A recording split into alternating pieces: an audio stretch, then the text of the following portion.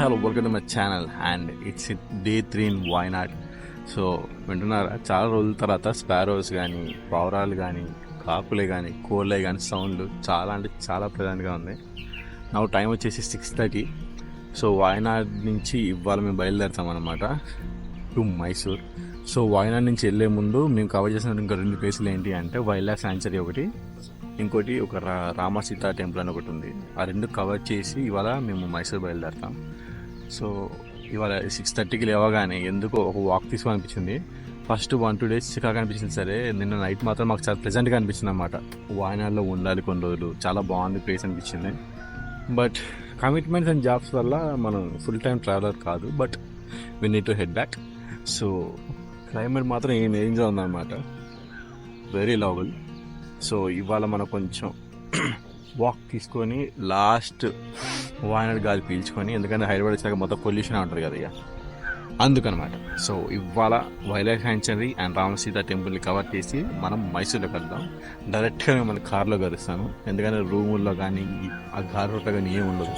So డైరెక్ట్గా మనం కార్లో మీట్ అవుదాం.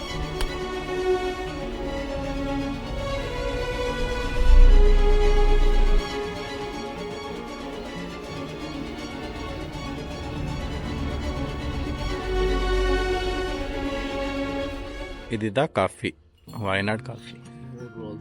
3 రోజుల తర్వాత ఓకే. నేను తాగేసినావా? టీ తాగుతారా, కాఫీ తాగుతారా? Actually wild life sanctuary biscuit అయిందనమాట. అది 7 to 10 వరకు అంటే ఎంట్రీ, మళ్ళీ ఎంట్రీ అంటే 3 to ఈవినింగ్ 6. సో మేము వెళ్ళేసరికి టైం 10 అయిపోయింది. ఇప్పుడు టైం వచ్చేసి 10:30.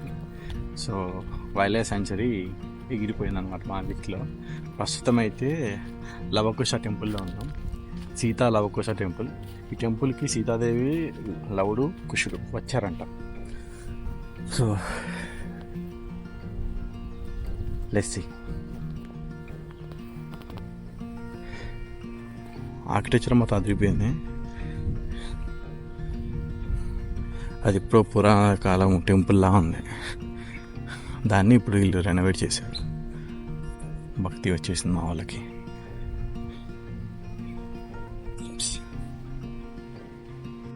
నేనేమో ఈ వుడెన్ వర్క్, ఈ ఆర్కిటెక్చర్లో మాత్రం షాకింగ్లో ఉన్నాను. ఇదన్నీ ఇప్పటి వుడ్ కాదు, ఎప్పటిదో వుడ్ అంటుంది చేసింది.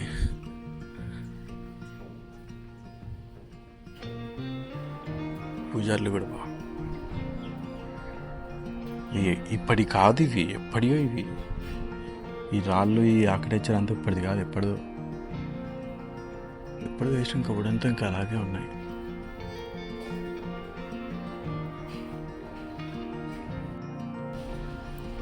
లవకుశ ఒకప్పుడు స్టే చేశారా ఏంటి ఇక్కడ తెలియట్లే.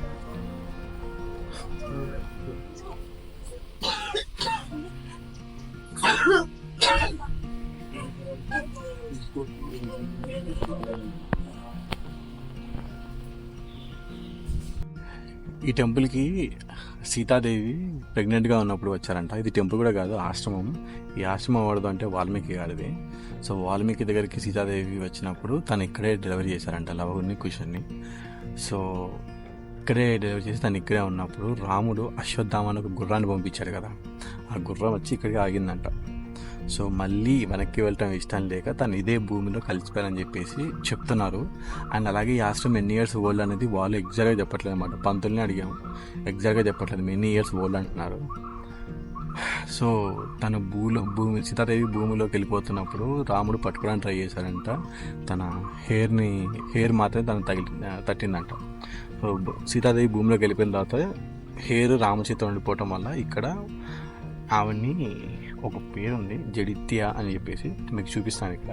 సో ఇంగ్లీష్లో మాత్రం ఉమెన్ వితౌట్ హెయిర్ అని చెప్పేసి పూజిస్తున్నారు. ఇక్కడ సీతాదేవి, ఇప్పుడు మీరు ఏదైతే చూసారో సీతాదేవి టెంపుల్. సో ఇది దీని హిస్టరీ. ఇంకా బ్రీఫ్గా తెలుసుకుందాం ట్రై చేసాం, కానీ వాళ్ళకే తెలియదు అంటున్నారు. తెలియదు అంటే వాళ్ళు కేరళ, మలయాళం, మనది తెలుగు వాళ్ళకి రావట్లేదు. ఇంగ్లీష్లో కూడా అడిగాం కానీ చెప్పలేదు. సో ఈ ఇన్ఫర్మేషన్ కూడా ఇక్కడ ఉన్న నోటీస్ వాళ్ళు చూసి తెలుసుకున్నదే తప్ప ఇన్డెప్త్గా తెలుసుకోవాలనిపించింది అన్నమాట ఒకసారి ఈ ఆశ్రమం ఆర్కిటెక్చర్ చూసిన తర్వాత. మిస్ అయ్యి ఓకే, లెట్స్ గెట్ బ్యాక్.